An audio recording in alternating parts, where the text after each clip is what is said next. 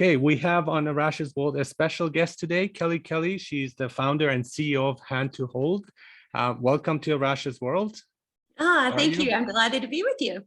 Great. And so could you just briefly introduce yourself? Who are you? What do you do in any ways you see fit? And in ways you're comfortable. So. Okay, yes, I am Kelli Kelley. It is a married name. People always ask if my parents named me Kelli Kelley. And I am the founder and the CEO of Hand to Hold. We're a national nonprofit organization dedicated to providing personalized support to NICU parents before, during, and after a NICU stay or loss of a baby. And I founded Hand to Hold because I am a NICU parent. I spent 4 months in the hospital with my son, who was born 21 years ago, weighing just 1.5 pounds, and had a very difficult NICU stay and a long journey afterwards with surgeries, medications, therapies, and a lot of challenges. And I also have a daughter who was born 6 weeks early, which is considered a late preterm baby, but she also had a NICU stay and quite a few medical and developmental challenges. So I just wanted to take that experience, that loneliness, those challenges, and all the things I learned from being a NICU parent to provide support to other NICU families. So that was a long introduction, but that's who I am, and that's what we do at Hand to Hold. We're 11 years old and growing every year to serve more families across the country. And just to clarify for those who might not know this, so we're talking about newborn intensive care units for children who are mostly born here prematurely. And so it is I'm very sorry that you have gone through the difficulties that you have, but I'm also very happy that you are sharing your knowledge with others, that you're here to give parents who are suffering from this emotional support, as well as the resources and the knowledge that they need to get through these difficult challenges. So if you can tell us a bit, what are some of the challenges that stick out that parents as well as the babies face as they go through this difficult process? Oh, there's just a lot of different challenges along the journey. It's a real journey. So many start from being on bed rest. You may receive a prenatal diagnosis and know that your baby's going to have a heart defect or require surgery, maybe be born with a special healthcare need. Or you are, as a mother, experiencing preeclampsia or other medical conditions that might lead to preterm birth. So you may be on bed rest or anticipating that your baby's going to be in the NICU after birth. So those challenges, that's why we say we support families before the NICU. So anyone that's anticipating going into the NICU space, we are providing support from early on. But then once you're in the NICU, bonding with a medically fragile baby. For many parents, we're not able to hold or feed our babies from the beginning, to change a diaper, the things that you think of with a newborn baby. And not only are they very tiny, like I mentioned, my son was 1.5 pounds. We have babies born even smaller than that today that do have some very high survival rates, but they are born very tiny. Their skin is very fragile, as they're usually on respirators or require a lot of medical equipment. So it may be some time before the parents are able to hold them. So imagine trying to bond with your newborn baby. You know, if you're a parent, the first thing they do is put that baby on your chest, and mom and dad are hugging them and kissing them and bonding with them and talking with them. Even, you know, when you have a micro preemie like I did, you speak in a very hushed tone. You don't want to have a lot of stimuli around this very medically fragile baby that is still meant to be in the womb for many more months, right?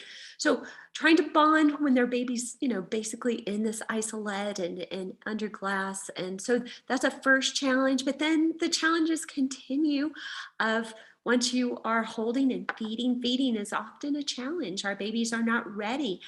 Their brains are not developed enough, nor are their muscles and their all the things that require for them to suck and swallow and breathe, the things that we just take advantage, you know, that a newborn can do. So Feeding is often an issue. Many times they have ongoing challenges and may need a long-term NICU stay. And like me, they may have to go back to work. That is a real challenge. I know y'all may have more parental leave than we do here in the United States, but I had to go back to work after 6 weeks, which actually was quite generous on my company. But to keep my insurance, I had to do that. So then I'm navigating my baby being in the NICU, and I'm wanting to be there and be a part of that and learn to care for him, but I'm having to be at work as well. But many parents have other children at home, right? And other things so they're not able to be in the NICU. Then there's all the financial challenges. Our babies can be more than $1 million from a NICU stay. And so just depending on what kind of insurance and healthcare and things that your baby qualifies for.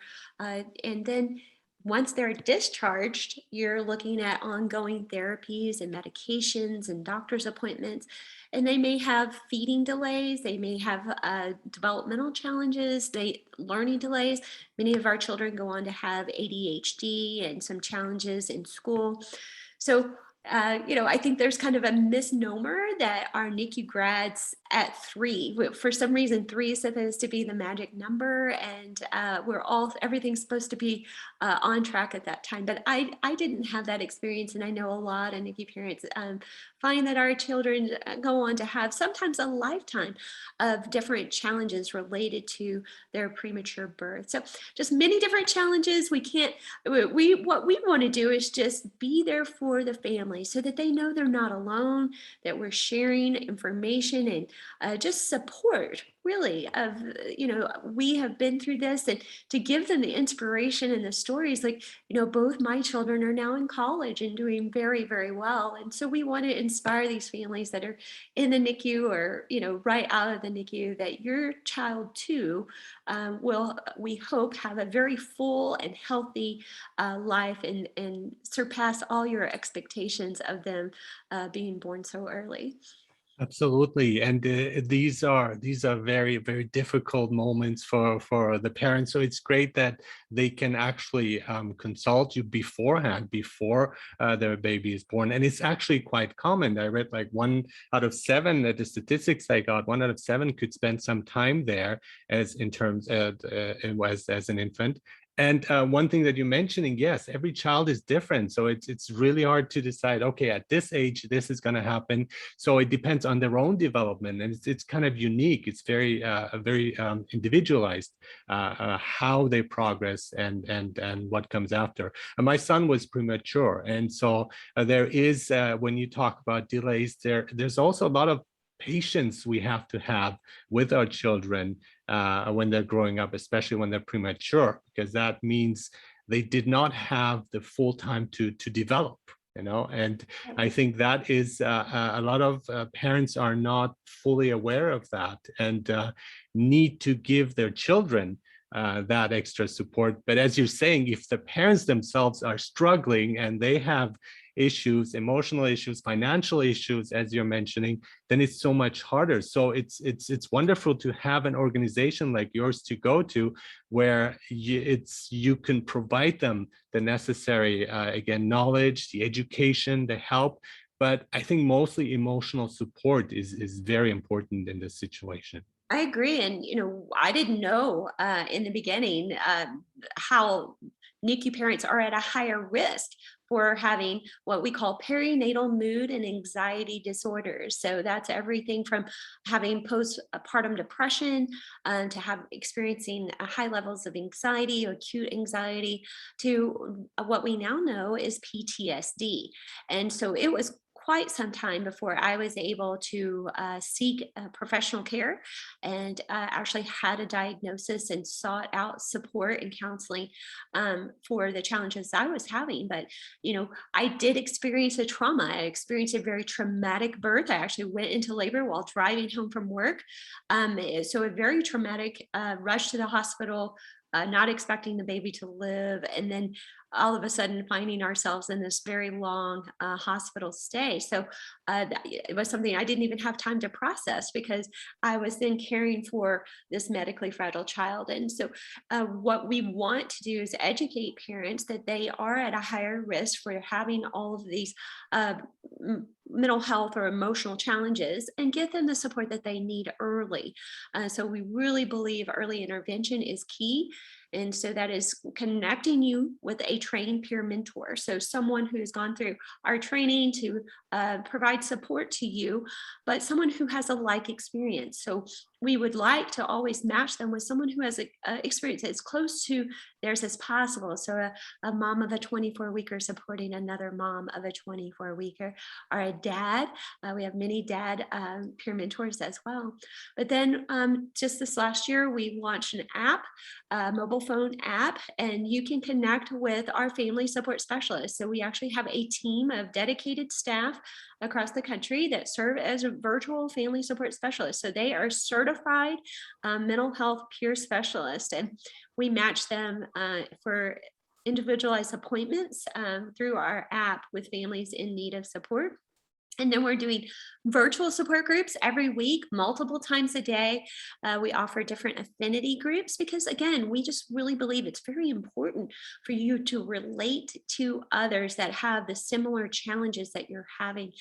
So we're offering many affinity groups, so groups in Spanish and for bereaved parents and other things. So every year, I feel like we're just layering on additional resources and support programs for families. And I think the reason that you found us was hearing that we have our first conference next week.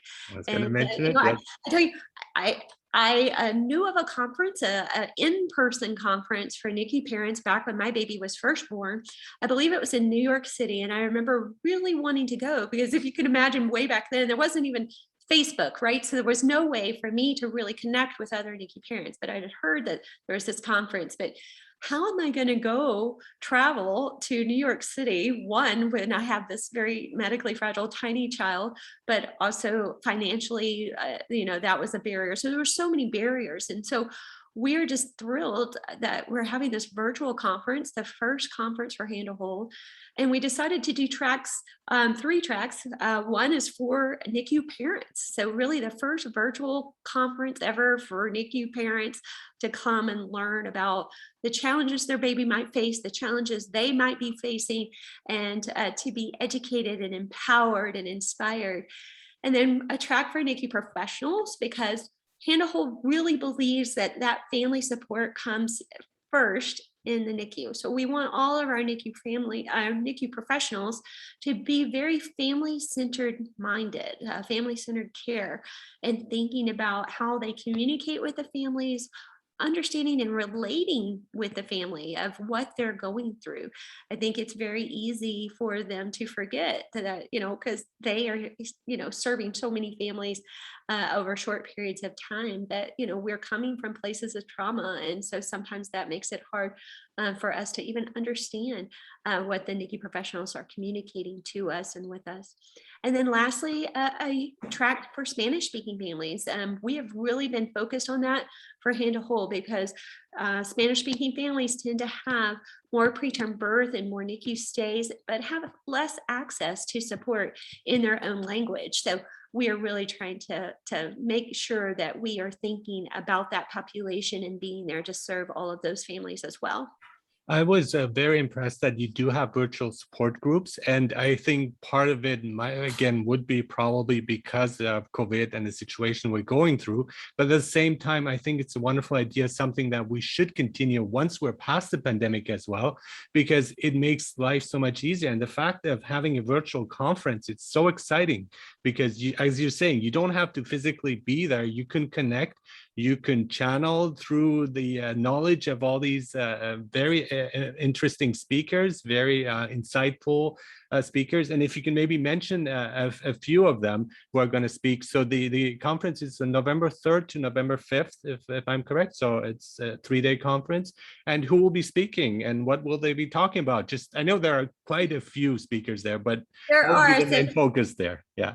there are many speakers on many different topics, but some of my, well, I'm excited about all of them. But of course, our keynote speaker, Dr. Susan David, she's the author of Emotional Agility, and talking about life after trauma and how do we use these experiences and become more emotionally agile and able to come out of trauma in a very positive space, and how we can ensure that we don't often think of ourselves, I am not an agile person. I would never tell you that I'm very athletic, and I even from a young age, but I didn't ever think about being emotionally agile, being able to kind of walk through very difficult, challenging times, just as if, I was trying to scale a wall physically.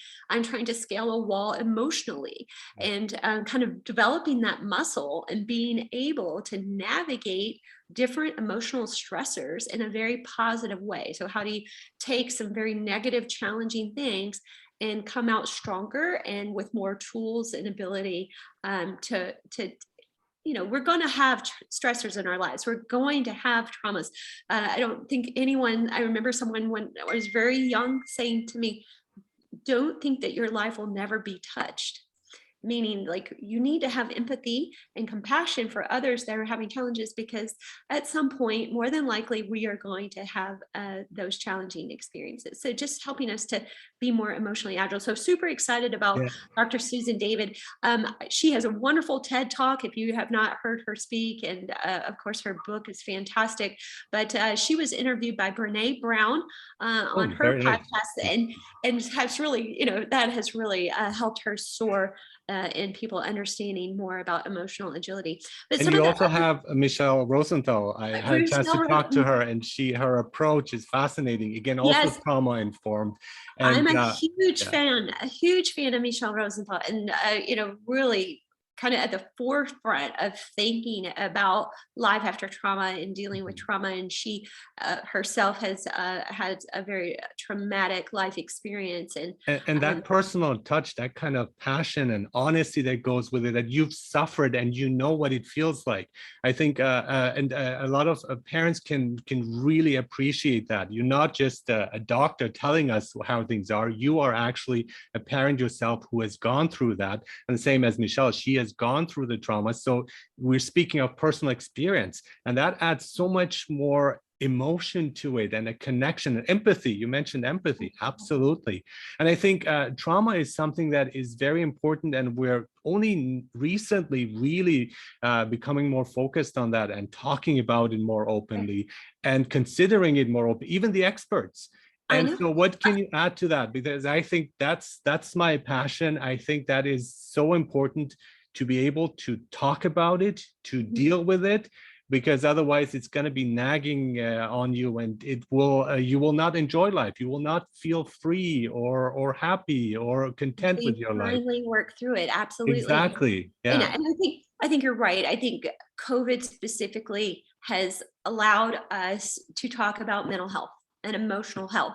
We've all gone through this together across the country, around the world. And really the first time, except World War II, I think that was the last time we had this collective trauma. So when you say, I suffer from this situation, or I have somebody who is sick, everybody can relate to it now, no matter where you are.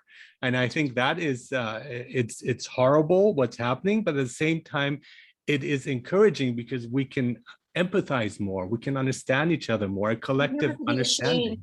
Appreciate it. And that's been something really important to me from starting Hand to Hold, and to be able to talk about and not feel ashamed of the fact that I did struggle with PTSD. Because I had people in the beginning say, your baby lived. Why are you sad? You should be able to move on. He's doing great. And so I had an inner turmoil, if you will, of like, what is wrong with me? Why can I not move forward? Why am I still having so many challenges and so much anxiety?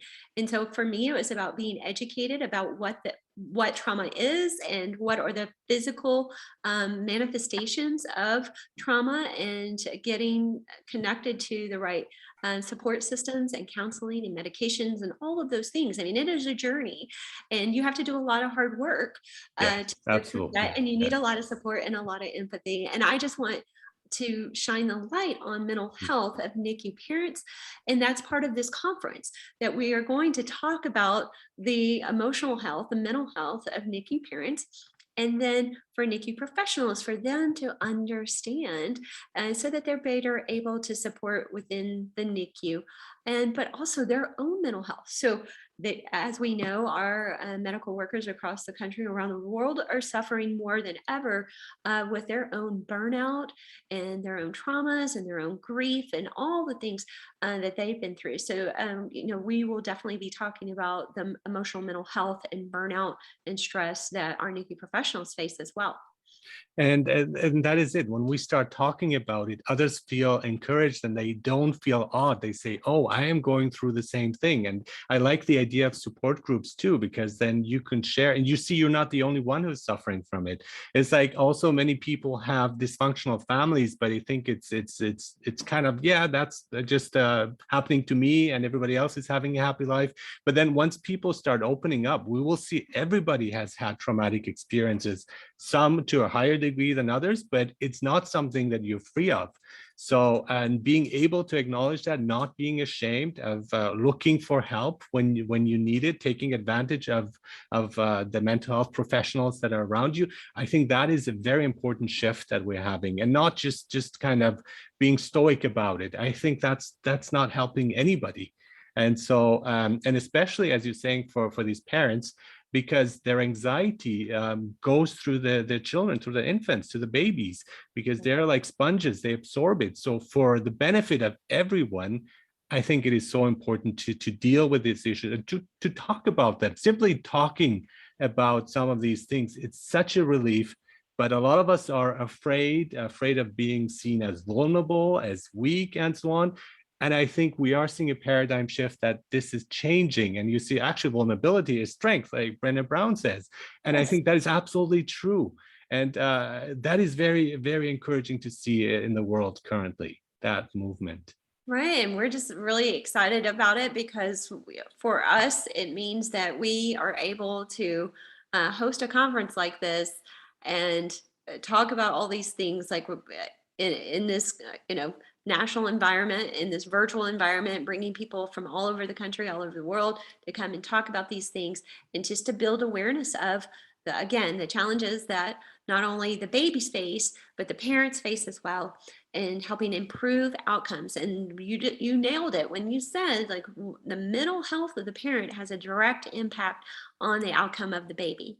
And so we want the mental health to be as important for the parent as the medical care is for the baby, right? So we want them to come out of this NICU stay and this NICU journey and set them up for the best possible outcome for both the baby and the entire family unit. And so that's what we're all about at Hand to Hold. That's what this conference is about. We've said empowering and educating and inspiring. We're going to be showing videos of NICU grads and where they are today and what they've accomplished, and just really excited. It's a time of celebration and education like never before for Hand to Hold. So we're just delighted. And I thank you so much for inviting me to be a Thank you part of this so much. podcast and talk Yes. about this and raise awareness. And, anything that we can do to support NICU families, they can find us on our website. It's handtohold.org. And certainly through our app. So they can just go to their app store and look for Hand to Hold. And we have, like I said, virtual family support specialists and peer mentors and counselors and weekly virtual support groups. We also have a podcast like yours. It's called Very NICU good. Now for parents while they're in the NICU and beyond the NICU. It's called NICU and Beyond. So we can continue to provide support to families through our podcast. So just encourage them to visit our website and find ways to connect with us. And we want to provide support no matter where they are in their journey, even if they're several years out of the NICU. We still want to be a source of support and education for them. Absolutely. Thank you so much for your organization, Hand to Hold. Thank you so much for organizing this conference. You say the first and only, but I hope there will be many others that will follow.